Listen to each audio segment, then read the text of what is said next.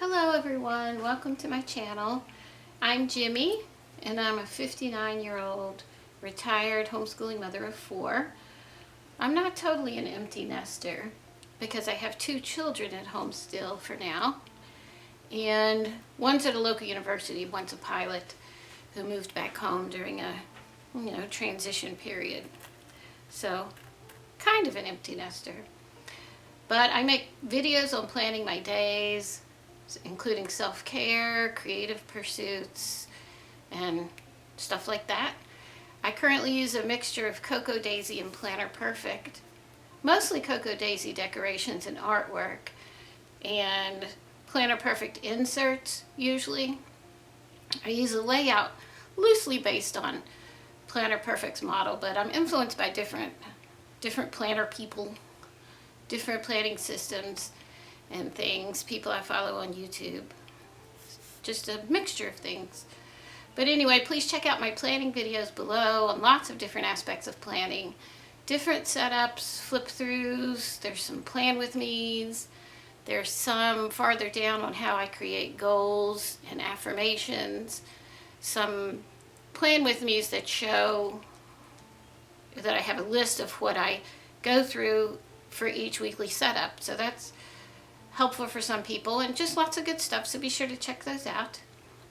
So today I'm going to show you how I set up my July planner and what things I added in. I keep changing up my layout, but I think I'm going to stick with this one for a while. It's a little different each month, as you'll see. And I've gone back to doing daily pages. It just really helps me be so much more intentional about my days since I'm not working outside the home anymore. And I need the goal setting and the detailed plans more now, since my days aren't laid out for me. I don't want to waste away my golden years. Anyway, this is Isabella, a Planner Perfect leather, black crocodile leather. And these charms, this I got from Cocoa Daisy from last year. I put a few of them on the same clip. A lot of times they come on one of these clips, dangling from the clip, but I like to take it off and put it on my own clip because I like it on this instead of clipped on. So this reminded me of summer. I like the stars. The Summer Vibes is the name of the Cocoa Daisy kit this month. Doesn't really match red, white, and blue, but I love it nonetheless. It's very summery and colorful and vibrant. I just love it. So let's open it up. All right, so this is some of the Cocoa Daisy things that came. I keep the stickers in here, so as I do my daily planning, I can use them. I love that it usually comes with, that's just a stamp I put on there. I love it that it comes with these sticky notes, so you can write stuff on them and just stick it on your daily page or wherever you want. So these come in really handy. This is actually a bookmark that comes with each time. Sometimes I use it to put in my dashboard, but for now I'm just going to leave it in there. Now this is a Planner Perfect journal. It's a blank one that I actually just had on my shelf. I liked the design when she came out with it, so I ordered a blank one, and then I just never used it. So I pulled it out and it matches perfectly for this month. And then I just wrote July 2023 on there. I kind of wish that I'd done it up there, but oh well. All right, so on these first pages, Cocoa Daisy has free printouts for each month for subscribers, and both of these are from the free printouts. And I just glued them on the page. Now for these first pages, and this is also a printout, a free printout from Cocoa Daisy. On these pages, I'll probably put maybe happenings and events for this month, and then daily goals. I was thinking of doing something, now this is from a day from last week. I was thinking of something like this for my daily goals or to-dos for health and self-care. 20 minutes sunshine, 20 minutes exercise at least, drinking my water, and I put little drops of water and fill them in, taking my vitamins and supplements, meditation or yoga, or I've just discovered Qigong, which is kind of like Tai Chi. But the reason I do the meditation or the yoga or the Qigong is for quieting my nervous system.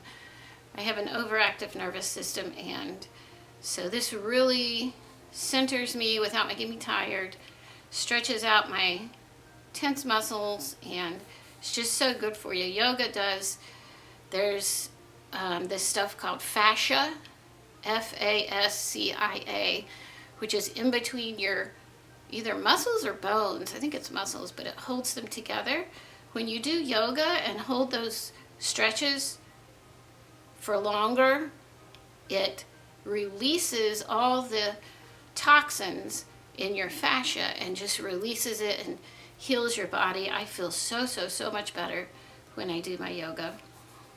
And then also creative time, because creative time is very healing for me.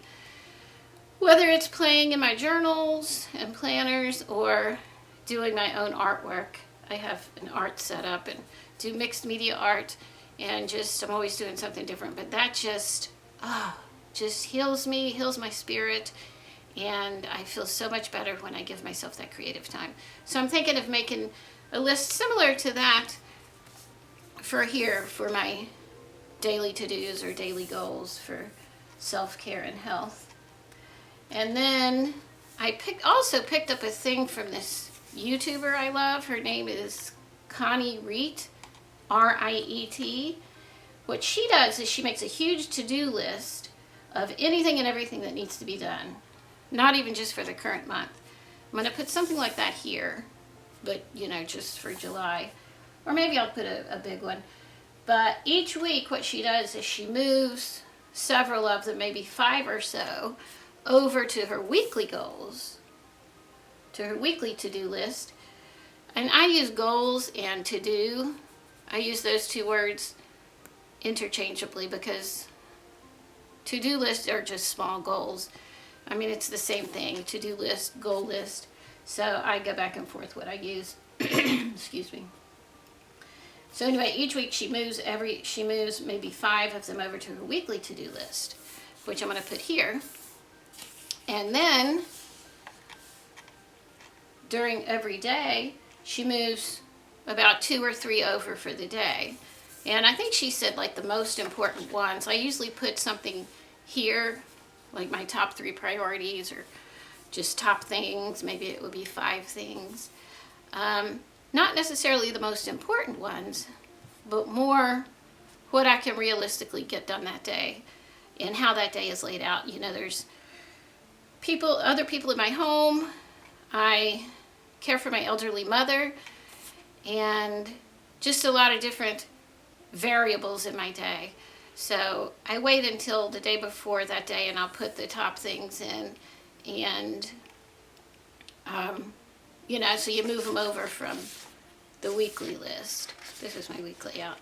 Love Cocoa Daisy. This is from a past kit. I love that you can use things from other kits. These tabs are also from Cocoa Daisy, so I put each week, and then a big one for meal plans. So, anyway, that's what I'll use these pages for before each week. I set this up so there's 2 pages before the week, and then a week layout, which I just drew the lines in and put stickers on, and then each day. Monday, and I always like to write what we're having for dinner and the weather.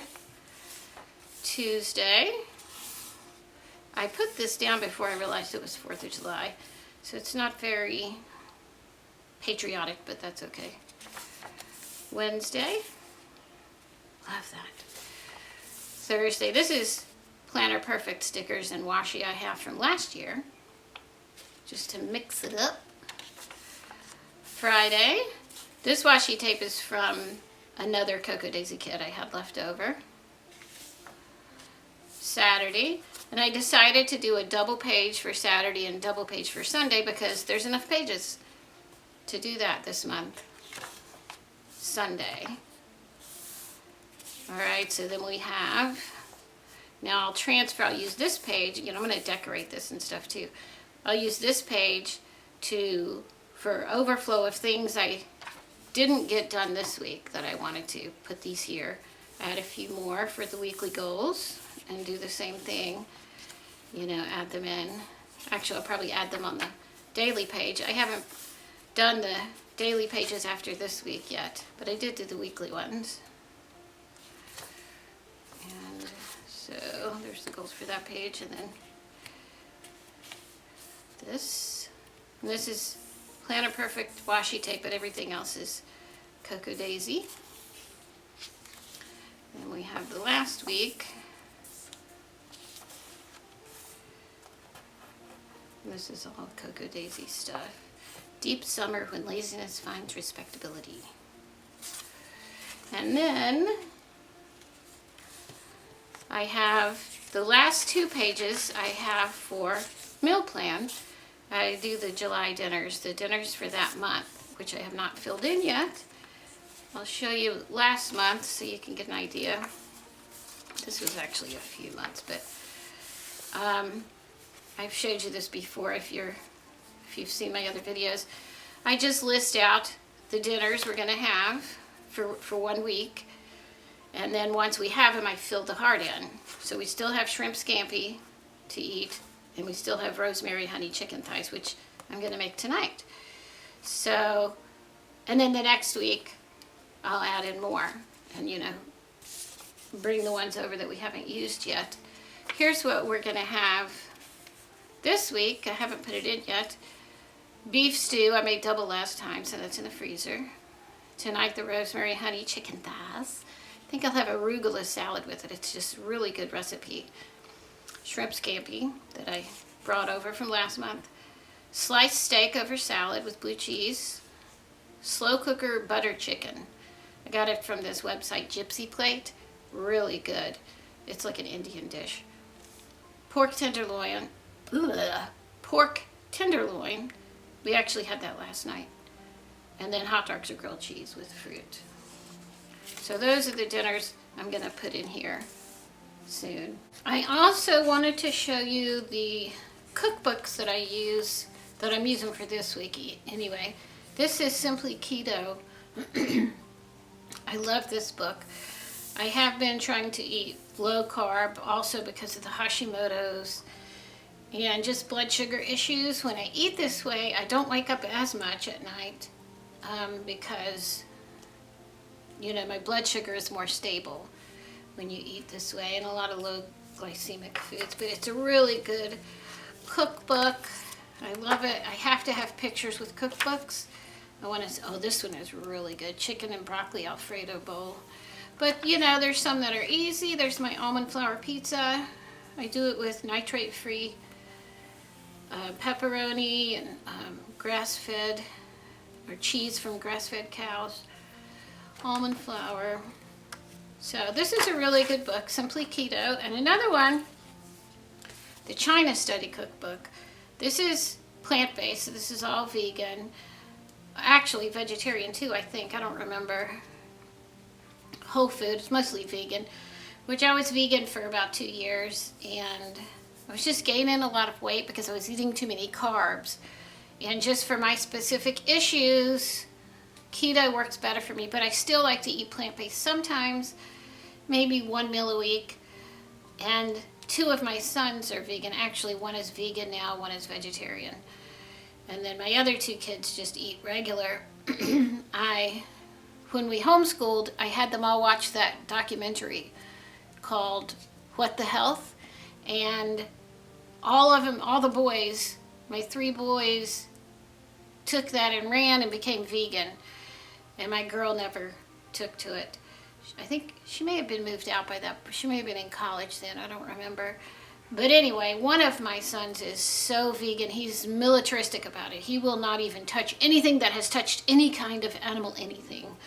So anyway, I don't want to say monsters. I created the vegans and then I switched back.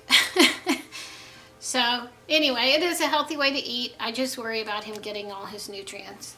So anyway, those are the 2 cookbooks I'm currently using.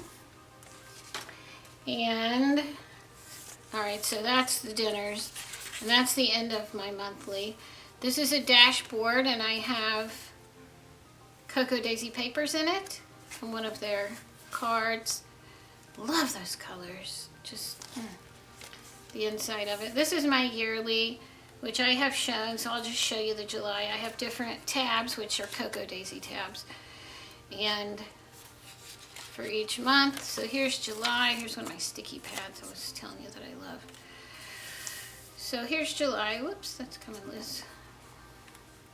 I haven't really put that much in it yet. I just love the colors. And I was actually thinking about using the pages in between. I started a menu for our beach trip. I'll write it more specifically over there. But I was thinking about using some of these pages for my book list, like currently reading or things on my list to read. I mean, I have so many books going at one time. There's just no such thing as too many books. So it would be helpful if I listed it out. And I try to read a certain amount each day. Not in a rigid way, but I want to try to work through my books in a more, even way instead of being so sporadic about it. So I could use some of those for that. This book I just got, Bittersweet by Susan Cain. She wrote that book called Quiet. This book is so good. I cannot put it down. How Sorrow and Longing Make Us Whole, which, the title and this didn't really attract me, but when I started reading it, it just touched my heart, and it is so good. It says, bittersweetness is a tendency to states of longing, poignancy, and sorrow, an acute awareness of passing time, and a curiously piercing joy at the beauty of the world. It recognizes that light and dark, birth and death, bitter and sweet are forever paired. If you've ever wondered why you like sad music, if you find comfort or inspiration in a rainy day, oh, I do. If you react intensely to music, art, nature, and beauty, then you probably identify with the bittersweet state of mind. It is a lot like what Elaine Aron has coined as highly sensitive person, which is actually, and my therapist told me I was definitely that. I have the traits. It's a trait in like 20% of the population. Animals even have it sometimes too. It's a trait that you're born with. It's not a learned behavior or a personality thing. It's a trait you're born with, the highly sensitive, and it doesn't mean you're too sensitive about things. It means, in fact, they were going to rename it, which I think they officially did, to sensory processing sensitivity, which just means you have an overactive nervous system and certain parts of your brain light up faster and quicker than the other 80% of the population, which isn't like a good or a bad thing, it's just a different thing.